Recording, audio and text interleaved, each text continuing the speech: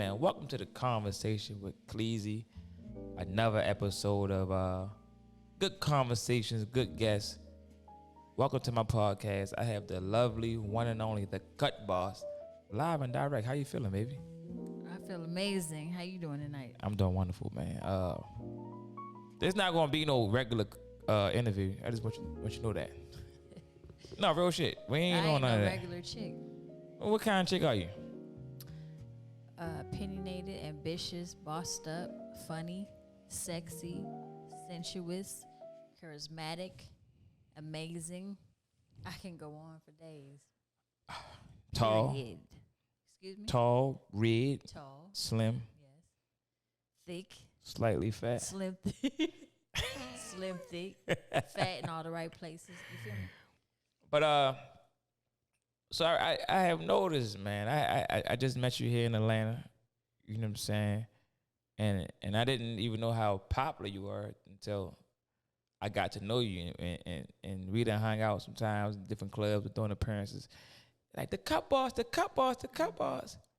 Like I'm not used to nobody not knowing me. Mm-hmm. You feel me? But it's funny because people know me from my jokes, but they know you from doing hair. They know me from doing hair, but they also know me from my content too. So, fuck the content. They know you from doing hair. Okay. Content came second. Okay. Facts. Right? Facts. All right. Let's ease into this shit because we got a whole hour of the interview. So how did you come up with the name The Cut Boss? Well, originally my name was Money Making Sunny. Money Making Sunny, like Money Making Mitch. Absolutely. Dope. That's dope. That's a vibe. That's a vibe. Because I was just doing many different things. I'm a hustler by nature. I'm very ambitious. So I feel like through life, I've always figured out a way to make money. And I used to rap for a long time. So that's how I got the name Sunny. Sunny. So Money Making Sunny became my Instagram handle for about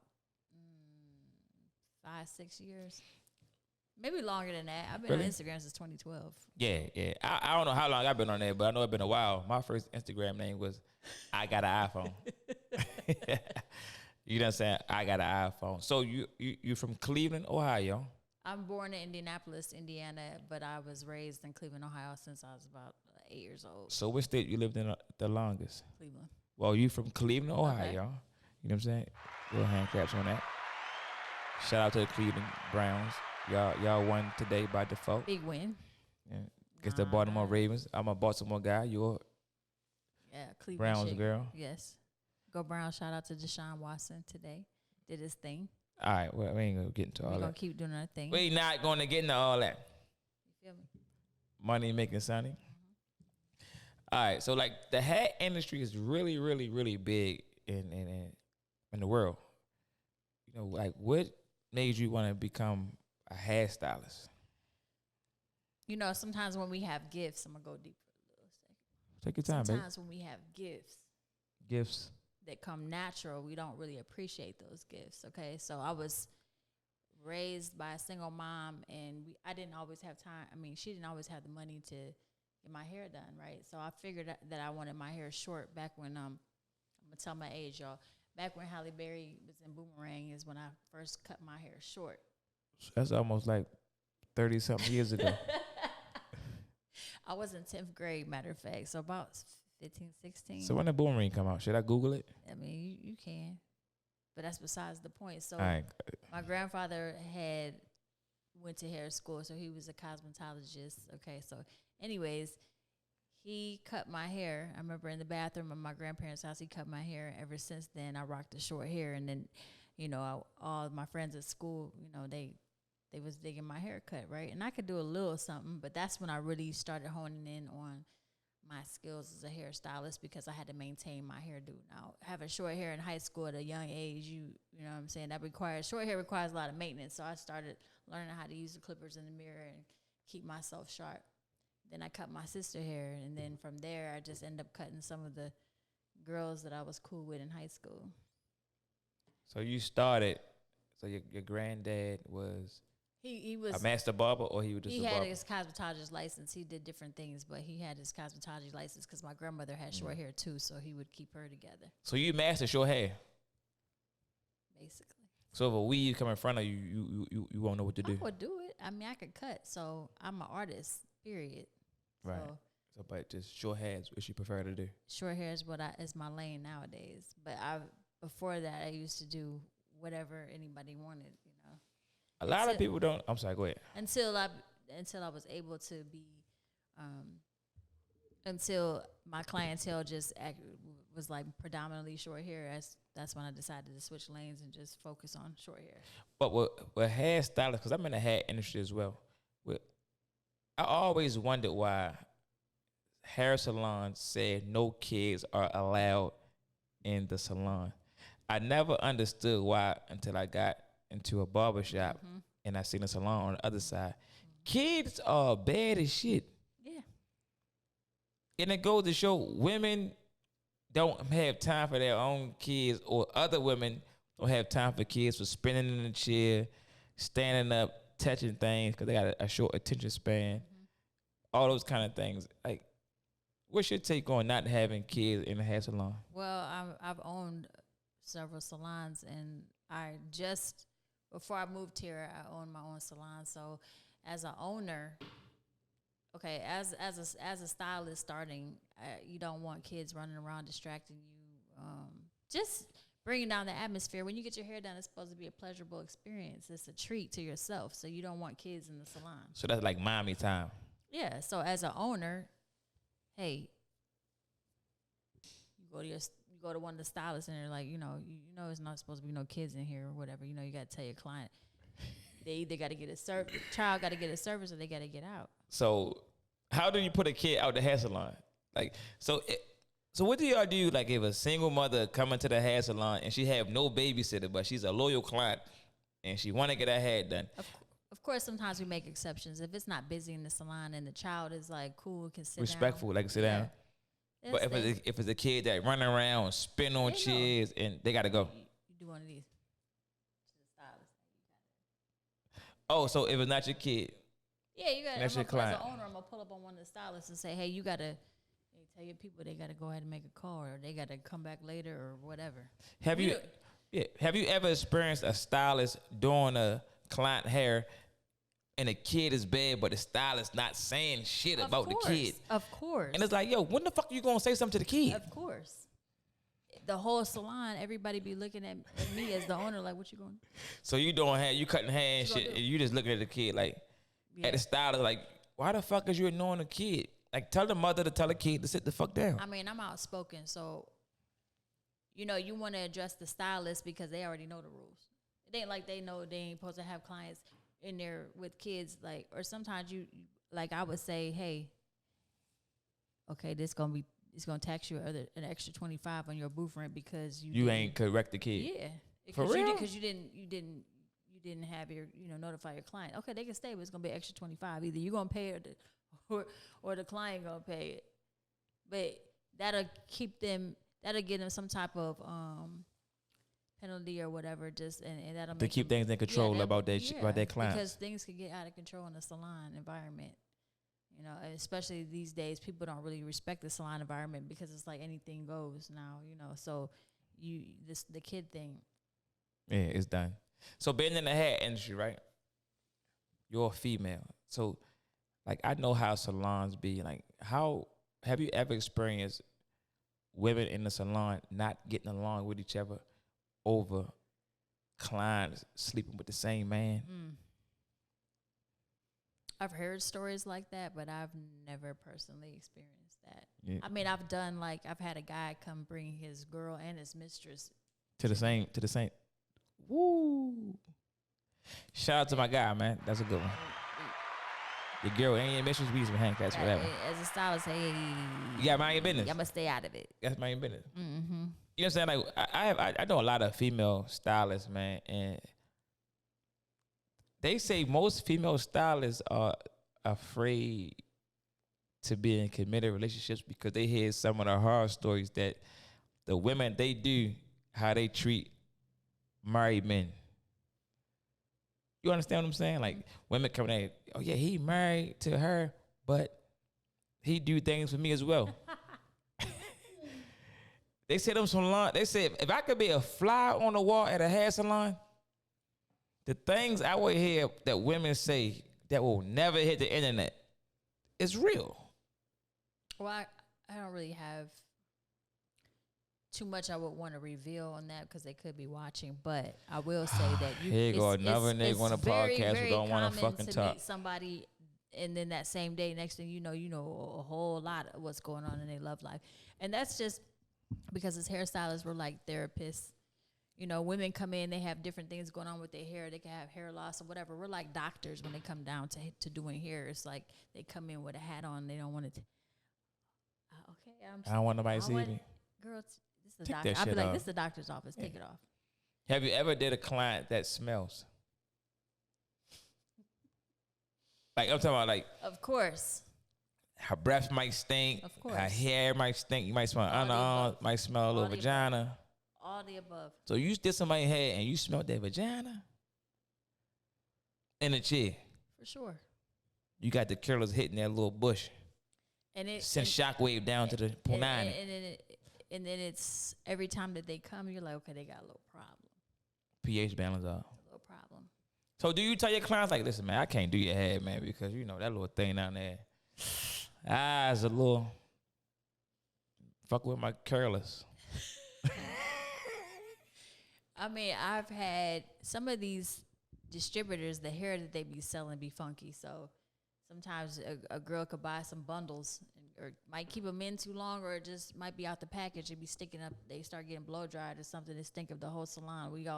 That's what we do. What? Group chat. Texting each other while we in the salon. I mean, it's just, the hair industry is just so funny because, I mean, it's just, I don't know. It's not. It could get messy a little bit. No, it's very messy, man. Cause I you know, like I'm in the industry, man. It's like, so being in the hair industry, right? It's very judgmental. It's very judgmental. So you name the cut boss.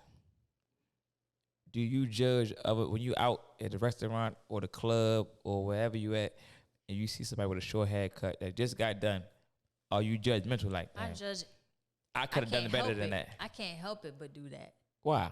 Because I'm a perfectionist and I'm like really like a stickler when it comes to hair. Like I look at men and women their hair because I could cut men's hair, and then the women, if they got a short hairstyle, I'm always looking. That's like the first thing I look at, to be honest. Somebody hair. Mm-hmm. Like that's some bullshit. Like that neck taper got lines. Or don't come bringing me a picture of some bullshit and be like this. I'll be like, what you getting done today? I was thinking something like this, and I'm like, all right. I'm you like, look at like, all right. I'll be like, all right, but that ain't gonna fit your face. Like you know I can't do that, right? If it be trash, I'll be like, I won't tell them it's trash, but I'll be like, okay, I'm gonna kick it up a notch. Okay, do your thing. Have you ever had a client that paid you and then did a bank fraud to get the money back? Cause you're pretty expensive. I'm sure that being down here in Atlanta, it's gonna happen sooner or later. But no, I haven't had that. I'm really like not in Cleveland. Nah, I'm really good at what I do, and I'm solid as a person. So it's you do amazing work. You do amazing work, man. You know what I'm saying? I'm solid I'm a solid individual first and foremost, professional. I'm easygoing, but Are you stuck up? No, I ain't stuck up. You sure? When it comes to hair and you want to try to compare me to somebody, maybe I kick my shit on my Instagram post and say, because you talk a lot of shit on the gram. I'm the GOAT of this. I'm the cut boss. Now why you feel like you the GOAT though? The cut boss. That's not. Now why do you feel like you the GOAT? What makes the cut boss the GOAT? A lot of short hair stylists. I'm gonna just narrow it down to just stylists that think they're in my lane. I can do it all. I can cut your hair. I can fade it. I can do the whole shebang from beginning to end. You ain't got to come to me and get a haircut, then go see a barber to get it tapered or to, do a design. I do my own hair. You see this? I get a lot of my clientele. Can I say how I feel? No, you got to go like this. You got to go like this. No, like this. Oh, my bad. Be light. My bad. I ain't want to fuck your waves up, shorty. Yeah. See, I cut my own hair, so I'm my best I'm a walking billboard. Right. Every stylist, barber or hairstylist have to understand that when that client get out your chair and they get in the car, the first thing they do is crack the damn mirror down, Flip it down, bing, and see how you look. and then they be. And you know what I'm saying? If they might say, I don't like her, I'm not going back to her, or I'm not going back to him. So you have to really, I tell stylists, you have to really understand, like you said, when you do somebody's hair, they all walking billboards. They all walking mannequins. You want them to say, feel fresh, like I feel good, I look great. The number one comment you want your clients to get is, who did your hair? If you go on my Style C app, I have 5-star rating, and Pull it up. Cause you be saying a lot of shit I don't be believing, yo.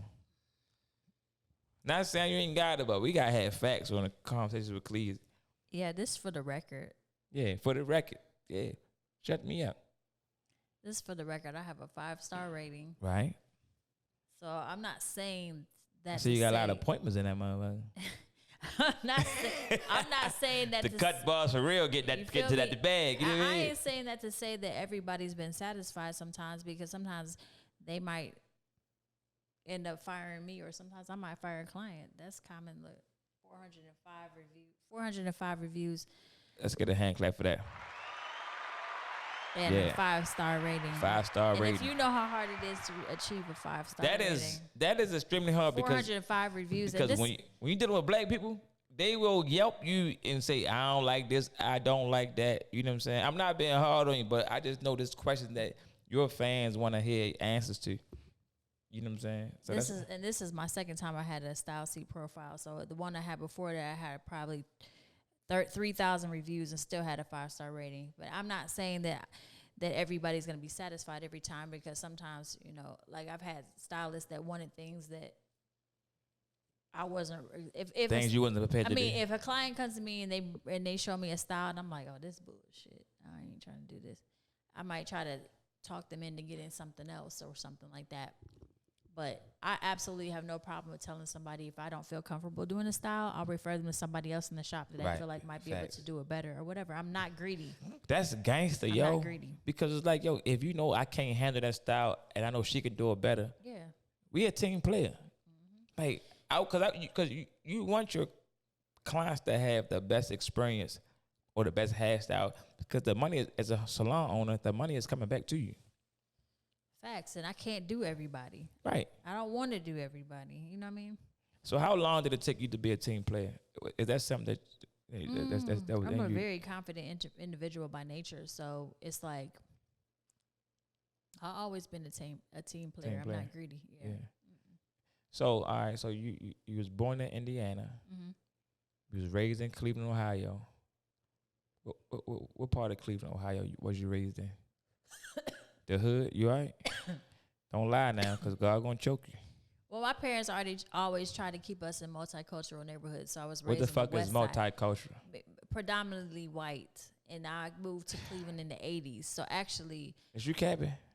nah, I moved to Cleveland in 80. Let me see, I was 9 years old. 86. You was 9 years old in 86? Absolutely. Damn. So, I was raised on the west side of Cleveland, which is was a predominantly white area at that time. Like when I say predominantly white, I mean I was born in 1985. I mean, my high school might have had like 15 to 20 blacks. And so doing hair at that time when I was going to school was not really popular. It was like, well, if you can't go to college, then shit, fall back on the trade. Yeah. So at that time, I was like, well, I ain't about to be all my friends going to all these different schools, expensive ass schools and stuff. Shit, I wanted to go to Syracuse back then to go to school. Like, I wanted to do like Team Mello, Syracuse. You know, Syracuse was a good to Mello got there. I'm But saying anyway, go ahead. it was like I wanted to go to one of Marquette, Syracuse, somewhere like Notre Dame. Like I wanted to go somewhere and be a lawyer, because that's my father was an attorney. So I'm like, I'm about to be a lawyer. Dope shit. So you so it took me like, so after I graduated, it took me like 9 years before I actually went to hair school. I always had that skill in my back pocket, but I never took it serious. Going back to what I was saying, because it was a gift, you know. So it was like, I mean, I know how to do it, but I wasn't like thinking business wise of how much money it could really make me, you know, just honing in on something I was naturally gifted. So what make you take it serious? Was your back against the wall? Like you had it- a regular job? Like what was like? had a son young at 19, and then I had a daughter. So when I had my daughter out, that's when I was like, okay, after she was born, I'm like, it's time to really get a career. Right. So right. I was like, let me go ahead and go to hair school. So I came in ahead of everybody because I already knew how to cut, and they were asking me stuff like I was one of the instructors because I was very skilled when I went to hair school. And so once I was done with it, I've never worked a regular job since then. So Never. what's a regular, job? You gotta be careful with your lingo. You can't say a regular job because don't have the regular to job. nobody that works a 9 to 5, but I now. never had to go to do a 9 to 5. I don't get on no bougie shit now. I've never had to work a 9 to 5, and so to all aspiring hairstylists or just entrepreneurs, period, like if you buckle down and really hone in on something that you're naturally skilled with, it'll work out for you. But even in your rough times, how did you overcome? Because sometimes in the hair industry, you have your slow periods where sometimes it's banging, sometimes it's slow. And well, to be honest, Kleon, it really didn't start getting slow to the last few years of COVID, for real. COVID. Like, ever since from then till COVID. Oh, so you was at Ohio banging. Yes. Shit, let me hold something. I'm proud to say that. I'm proud to say that. Yeah. So all right, so you in Ohio. How long you been cutting hair in Ohio? So I didn't get licensed as a hairstylist till 2008. So from 2008 to now, I've been a licensed hairstylist.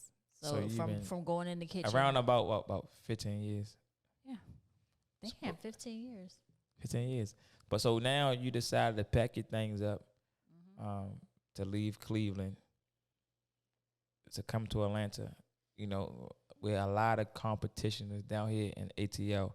Far as hairstylists, it's a lot of nice people down here that get busy and get to it. What made you like pack your shit up and just say, well, some things I'm coming to Ohio? Some things transpired in my personal life, but Atlanta was like a long time goal of mine to come down here and work as a hairstylist. In life, certain things push you to make decisions that are difficult. And being the fact that I had a successful salon already and deciding to move down here was a very difficult decision. But sometimes when your back is against the wall and life presents you with certain challenges, then, it's like God's way of pushing you to the next level. So it's been a year almost that I've been here, and it hasn't. You've been surviving. It hasn't been easy. I just knew I was going to come down here and just be doing like basically come to Atlanta like I'm ready to come take over. It's me. I'm here. Let's go. I'm the cut boss. I'm in Atlanta. Let's go. And then when you got here, it was an eye opener. Like, whoa. It was, yeah. That shit ain't happening like that. I was actually financially, I was secure. So I was like, I might do a little hair here and there. I'm gonna just ease my way into the salon. Like, I'm good.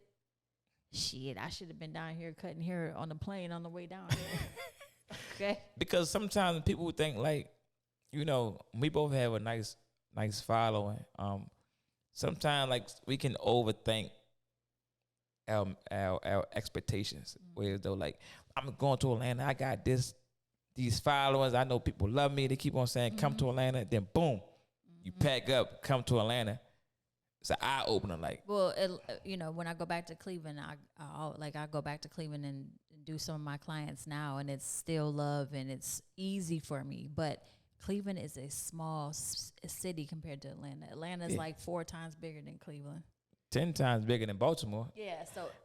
But Cleveland make you comfortable. So it's like, so do you feel like, not saying being older, but being more mature in your life, you took on a challenge at an age where you can't afford to fail? Absolutely. That's it in a nutshell. Is that hard for you? You can't afford to fail. Like, you got it. Like, I gotta win. And the fact that I have children, I'm a single mom, and I have 4 children in my house. I'm a mother of 5, so I'm a role model. They've always seen me be a successful entrepreneur, both of my oldest kids are on the track to be. Well, my son is a successful entrepreneur. He's never worked a 9 to 5, so I'm super proud of that. And my daughter, Dope the shit. same way. So it's shout out to my To kids. the sons, yeah. Shout out to yes, Matthias Young, and my daughter. She's doing well now, but I also let them know. I'm also showing them, through being an entrepreneur, sometimes you're going to have highs and lows, and they've seen me have highs, constant wins and highs. So now seeing me, not to say I'm low because I'm doing great for being an. Yeah, you're not punching the clock, so you had to put your feet back in the mud. You had to put your big girl panties on, put your boots on, and really get back. And so they're seeing the other side, and it's like it's humbling me to say, okay, as an entrepreneur, you have to prepare yourself because you never know what the industry is going to bring to you. We only stay employed because we have clients. So once things change with our clients and the way that the economy is right now, It's a recession. It's different. So we have to be prepared for those rainy days. So do you ever, like, being an entrepreneur, being an entrepreneur, we're in a recession right now. You're in a new city. You're in ATL. You've been here for a year, right? Yes. And you're in a business where people jump stylists. Like, if and you're in a industry of women, they will get mad about the smallest thing. You might can come into they might come into a salon and get their hair done by you, and you got the last pair of Louis Vuitton boots that she wanted, and she just, I ain't going back to her. Why? She put the last pair of boots.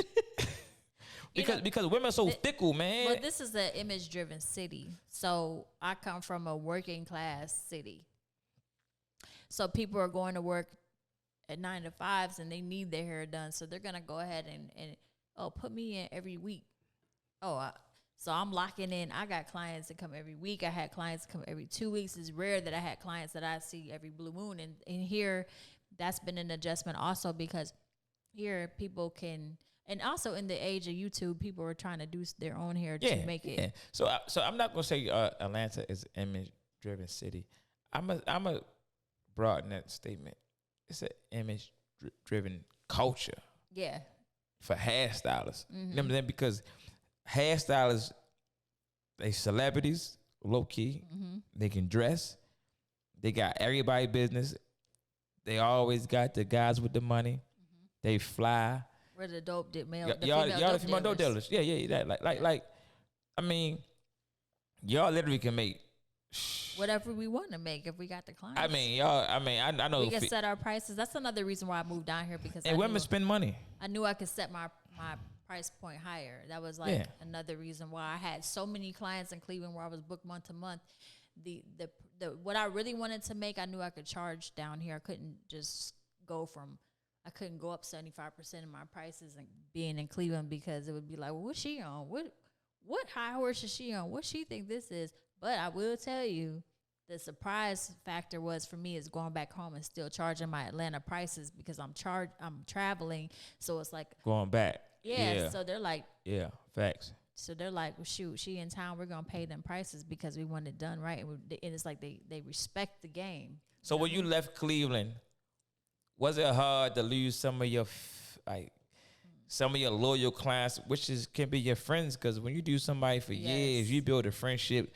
You know their family, you know their problems. You know they don't know. We really like therapists to our clients. We are. Because you have one client, you got to hear about her husband cheating. You got one client, you got to hear about her health issues. You got one client, you got to hear all that hate about her being a side bitch. You got one client. You got clientele that everybody got different problems. But as a stylist, standing behind that chair, all these toxic women is putting different things in you. All toxic. No, I'm not saying toxic women. I'm just saying toxic energy is coming into one mind. How do you going back, stay sane? Sometimes and y'all all is toxic. Anyway, fuck you talking about? Going home, I knew I was gonna lose some clients because they weren't gonna want to pay the new price point. So I didn't take it personal. Okay, that's one factor. Another factor is they're gonna need their hair done on a consistent basis. And like I said, if you used to see me weekly or bi-weekly, and I can't be there, how can I fault you for going to somewhere else? I'm gonna lead you to the best stylist in the city that I feel like that could keep up with you. And so when I do come, if you want to come see me, then I know you ain't gonna be jacked up. You're gonna be walking in there looking crazy. You know what I mean? Because give it more work for me to do. So I'm gonna try to put you in the best hands. But it was like, wow. But I mean, when I go home, I really only stay for a couple of days. So I can't do everybody even if I wanted to. So again, I'm not greedy. It's money to be made for everybody. I just, I'm appreciative of the fact that my city still embraces me, because they could have been like, F her. All right, can I speak now? God damn. You gonna do a whole motherfucking recap on what you already said. What am I here for? Go ahead. Yeah, no, you here for you and the conversations with Cleveland. So you saying you don't think women are toxic? I wasn't gonna let that shit go. Fuck was you doing? What are y'all? If we toxic, what are y'all? Toxicer. Toxicer. That's not even a fucking word. Come on. Okay. Well, what are y'all then? Dead. I forget. I got all the sound effects over this motherfucker. What up, man? We ain't toxic. Well, that leads me into a whole nother conversation. So when I came down here and I'm telling some of my new friends, which are some of what you mean? Hold on. See, this is the problem with women hairstylists, women as female hairstylists. They just think they can just run shit. You feel what I'm saying? Like, damn. I think hairstylists cheat way more than any other career in the world. Why? I think hairstylists cheat more than any other career in the world. Hairstylists. It's hairstylists, then there's nurses, polices, and property managers. And property managers. I mean, that's not true, because I'm a faithful woman. I know that I'm not What's about faithful? to just date nobody that ain't got shit going on, because as a hairstylist, we make a very good living. So you can't just be we ain't about to date no bums. I don't think no female should date a bum. I don't think no man should date a bum. But to say that we cheat the most, I don't get it. I'm just saying, y'all the most sneakiest women in the world. How? For one, a man can't understand your schedule. You make your own schedule.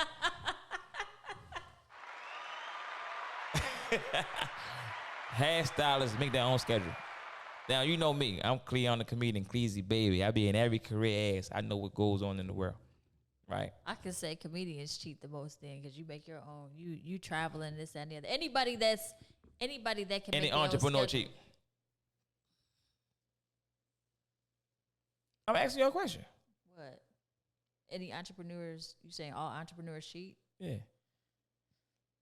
You just making shit up now. I would say it's hard to. Sometimes it could be hard to match with the entrepreneur, because y'all both are so similar that it could be a conflict. Sometimes opposites attract is what they say. So, I mostly have dated. You ever had sex in the hair salon?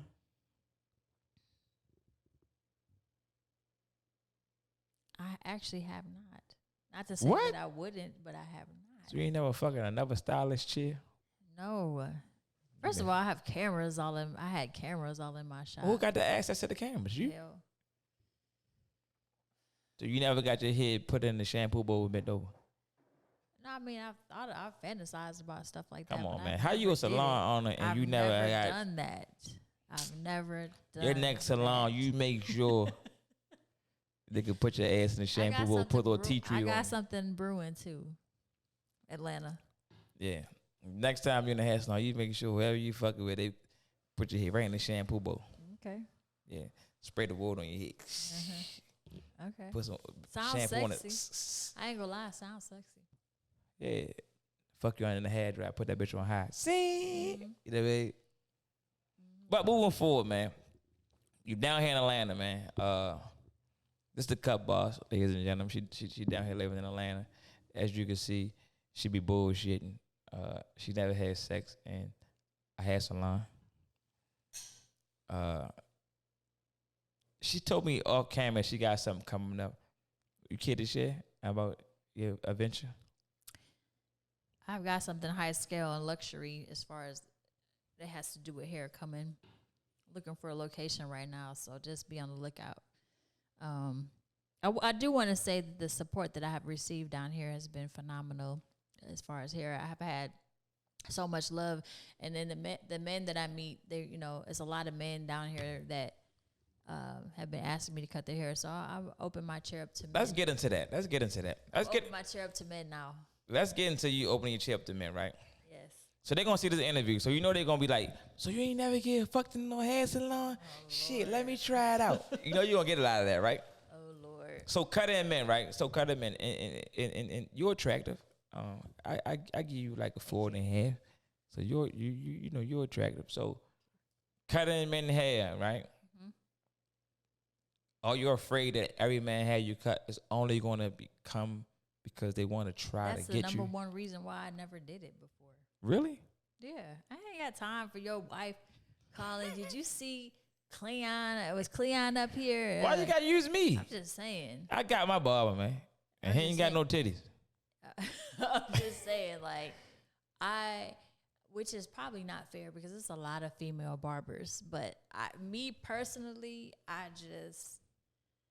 don't know. I've had women clients that look at me in a certain way. So just start branching off to men. It's like, I don't know. I'm gonna attempt it and see how it goes. Because one thing for certain, too, for sure, I can do the job. It's just something about a guy getting his hair cut by a female, man, that just don't sit right with me. Like, how can it's like a female changing my oil. Well, you need a haircut now, so what you saying? I could cut your shit because you got now. a fresh shape up. You want to come for a nigga? I mean, anytime you got a hat on means you, as a man, you need your motherfucking neck lined up. Fuck what you talking about, nigga? You just saying what? You wouldn't let me cut your hair? No, fuck no. You ain't cutting my shit. I'm already receiving. And I don't receive no pushback. I don't know. I don't push nobody back. Like, again, I ain't never seen none of your male hair clients. You seen the reviews. I seen one nigga had you cut, and that nigga looked thirsty. He sitting there all stiff and shit, twisting around. Well, fuck. Neck taper halfway faded. He's a hater. This shit nice, cut boss. I like this kind of shit. Okay. Yeah. Don't do that. I am very skilled at what I do, so all right. should let me cut you. That's gonna be our next. That's gonna be we're gonna. That's do some never gonna content happen. with that. That's not gonna happen. Watch y'all. All right. If you cutting my hair, you gotta let me get your wax. If you knew how. That's like a man. That's like can a man wax a female vagina? Can it be a male waxer, a straight man waxing vaginas for a living? Can that happen? It's a whole like. Can that's it happen? a whole lane. It's probably a whole lane of women that would come there for that. You let her. Come on now. Female's not coming to get no wax by no man. I mean, these days, anything goes. Anything can happen. I wouldn't be surprised. A straight man. I mean, that might be a nice little lane for you. For me? Kitties by Kleon. Nah. I don't. Clean the kitties. Stories I heard about females that do waxes. Nah, I don't want to do it because I want to still picture. So do you like? Okay, so real quick. The John's how do you see it. like the kitty waxed or unwaxed? I got a point to this question. This ain't just random. I like it. I like it bald. Okay, so then you know how you like it to look, right? We know how we like our men to look, so it's easy for me to cut a man's hair because I know how I would like my man to look. Just because you cut a nigga hair to your liking don't mean another girl gonna like it. I'm gonna cut it how he likes it. Just like a woman gonna come in and say, "Hey, I like it with the landing strip in the middle," and you gonna do that shit, right? I mean, that's a little awkward. That's a little awkward. That's a little awkward. You know what I mean? But follow me on Instagram, the Cut Boss. The Cut please, Boss. yeah, let's get back into the cut. If you're a man out here and you would like to come experience the treatment, experience the nice shampoo, the scrub, you know what I'm saying, the head massage. So when you shampooing, right? Do your titties hit a nigga forehead while you scrubbing? First of all, my shit is perky and it sits up where it's supposed to be. So what if you shampooing a nigga head, right? I'm there for business. I know that. I'm not saying you do that, but I'm just saying, I'm just speaking. Nigga, first of all, you on my show. Listen. So if you shampooing a nigga head, right?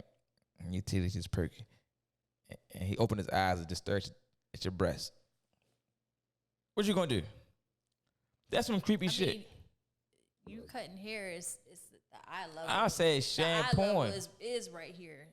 Okay, shampooing. I don't like nobody to be looking up at me when I'm shampooing the Nigga lean back like it. That's weird. That's weird. Don't so, look so what at you me gonna in my you gonna turn them eyes. clothes? Don't look, if anytime a woman look at me in my eyes when I'm shampooing, I'm like, this bitch like me on the low.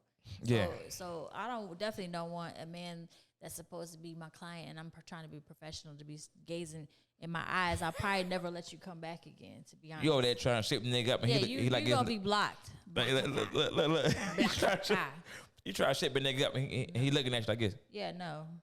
That's weird. No. Every time your hand move like this. Man, shut your eyes. What the fuck was you doing, Doug? All right, so how was Atlanta clientele treating you down here, man? Because it's a lot of competition down here with short hair. What are your techniques of not failing? Well, I definitely think just hairstylists, period. But you got to put out content, and it's got to be fresh, and you got to keep up with the times with your content. Your marketing is number one, to be honest. And another thing, and you funny too. Thank you. You funny, yeah. And another thing is you want to make sure that you're professional, even if you're not the most skilled hairstylist.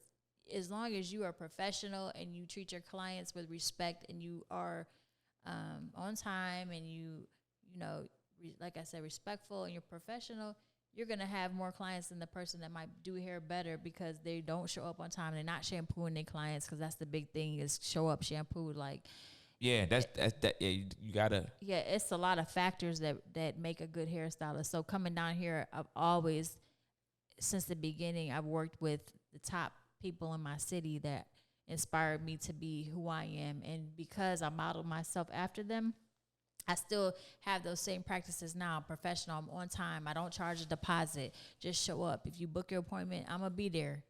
Okay? And 95% of the time, I'm going to be there before you. And if I can't be there, if I'm running late, I'm going to be in communication. So I think that's down here in Atlanta, it's a lot of bad practices going on, which turns people off from trying new hairstylists, or they cheer hop because the professionalism is, you know what I mean? Yeah, and it's a lot of salon suites going on, man. Yeah. I just think it's just very dangerous to open up a new hair salon. The way people like jump shop to shop, they don't even want to. They don't even have a faithful.